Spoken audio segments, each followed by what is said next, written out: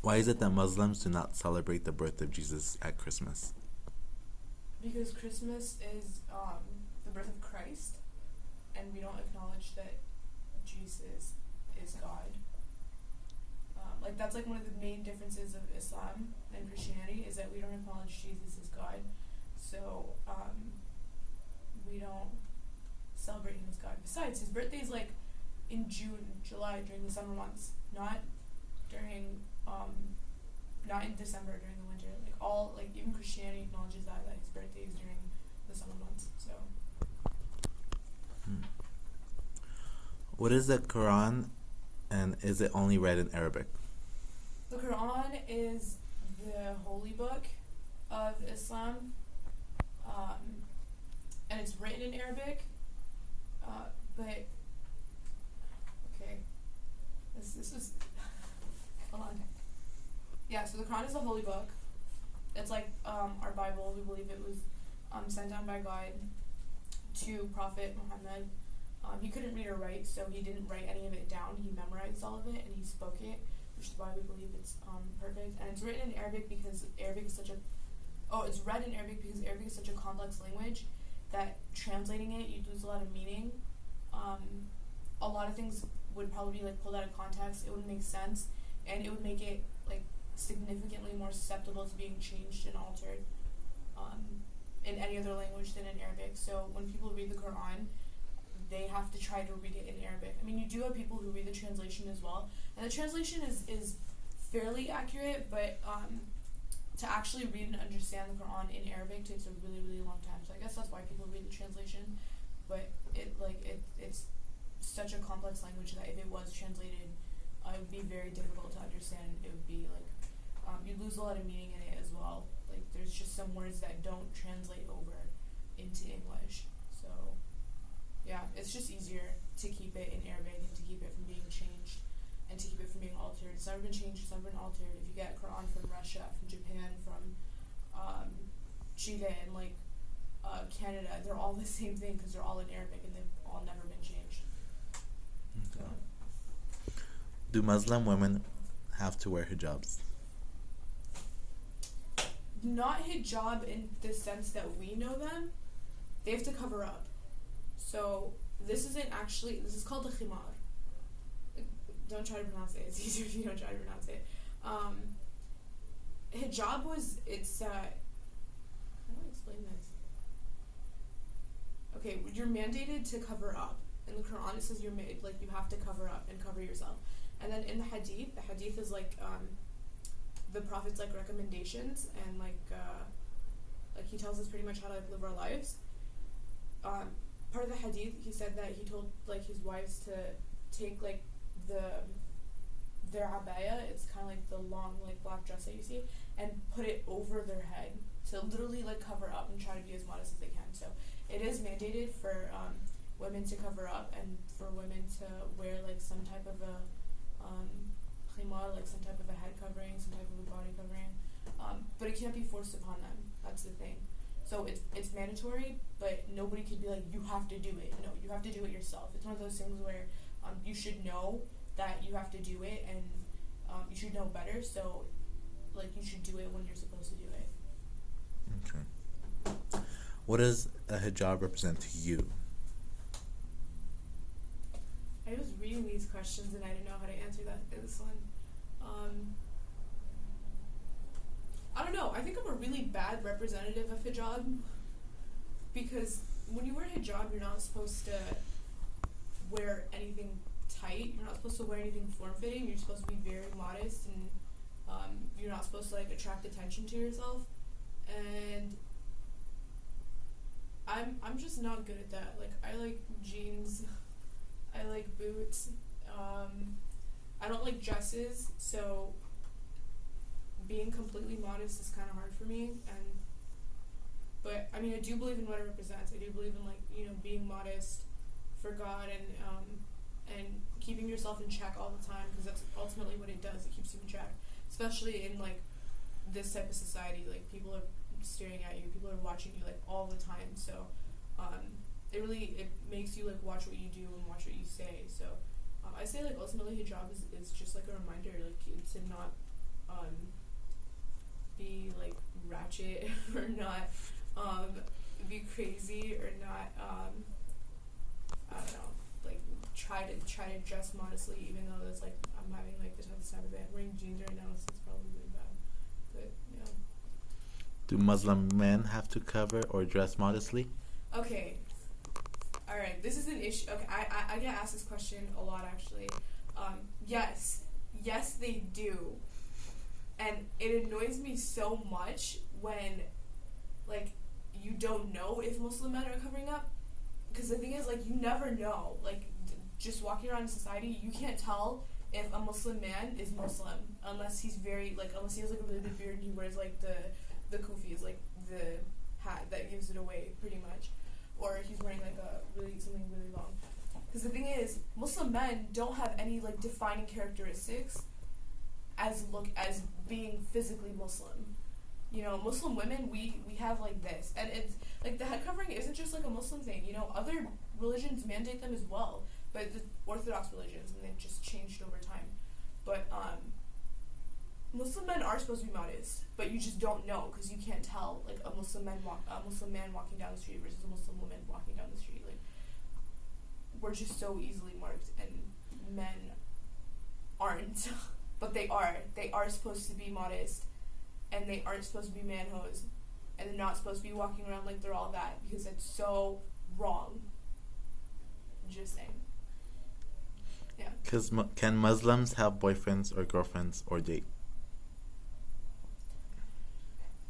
Not in the traditional. Well, for us, it's not traditional. Okay, not in the American perspective of dating and having boyfriends and girlfriends. Boyfriends and girlfriends, you're not supposed to have them.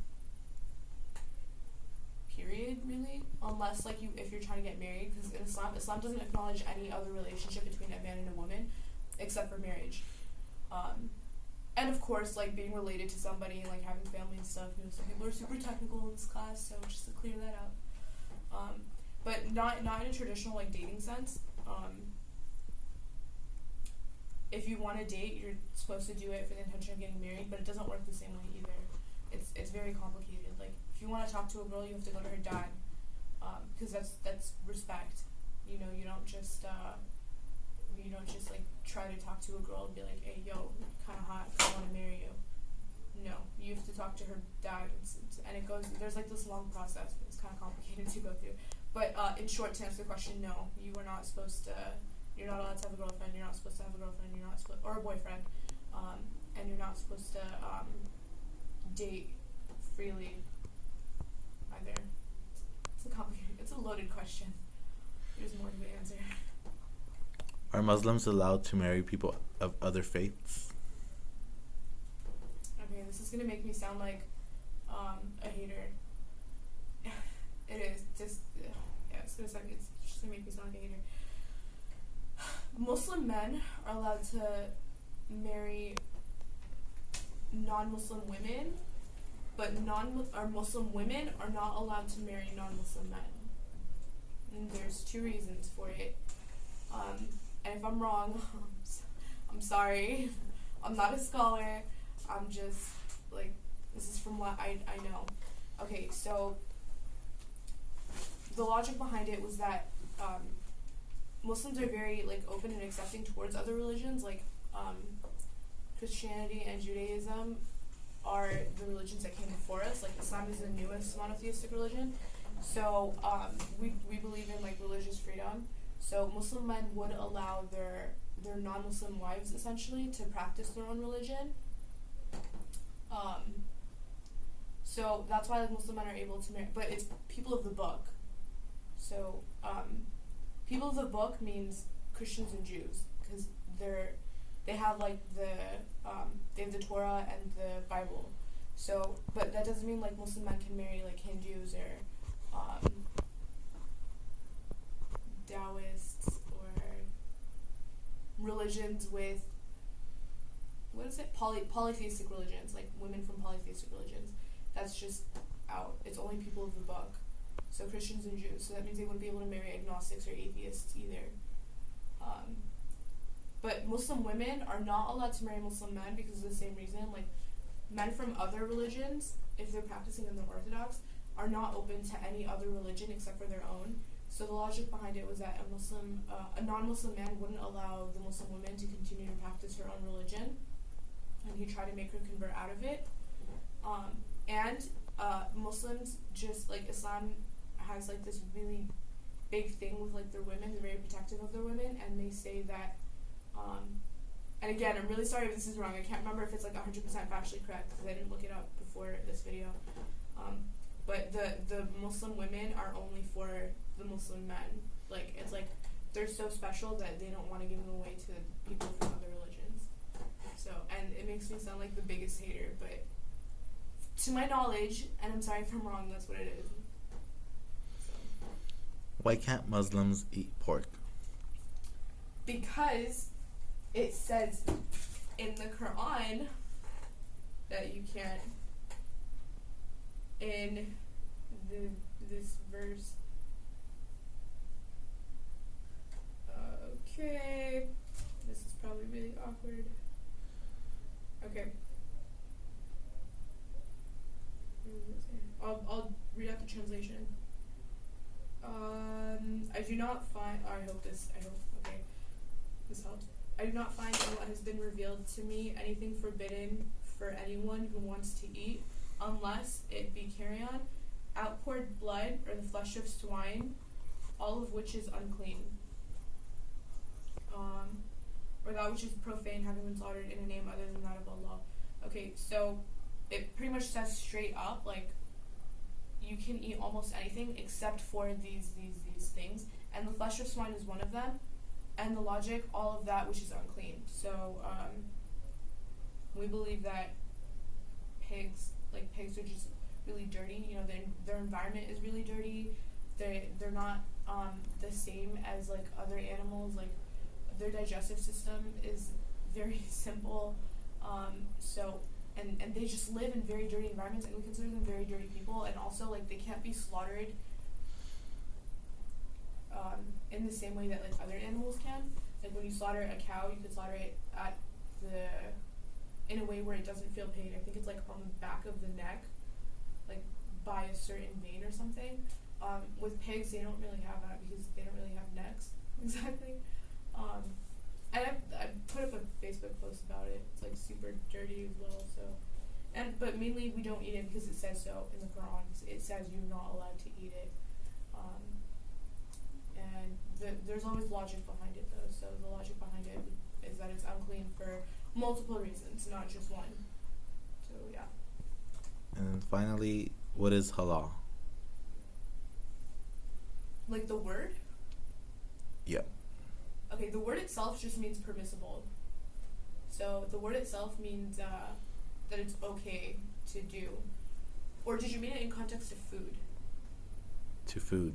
In food, okay. So in the context of food, there's two meanings. So one of the meanings is that it's okay, like you're okay to eat it, which is anything other than like pork and anything that doesn't have like a wine or alcohol cooked in it.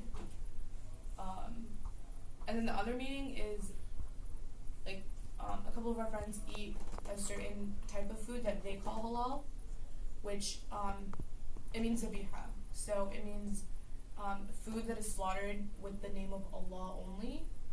So when it's slaughtered by a Muslim hand. It's slaughtered in the name of God. And any meat, it's mainly meat. Any meat that isn't slaughtered in the name of God, certain people believe that they can't eat it. So chicken from McDonald's would be considered to some Muslims like halal, like yeah, it's good, you can eat it because it's chicken. And to other Muslims, the Muslims who eat zabiha, wouldn't be okay because it wasn't slaughtered by a Muslim hand and it wasn't slaughtered in the name of God. So yeah, pretty sure in that context, right? Okay. Thank you. That was it. That was a lot.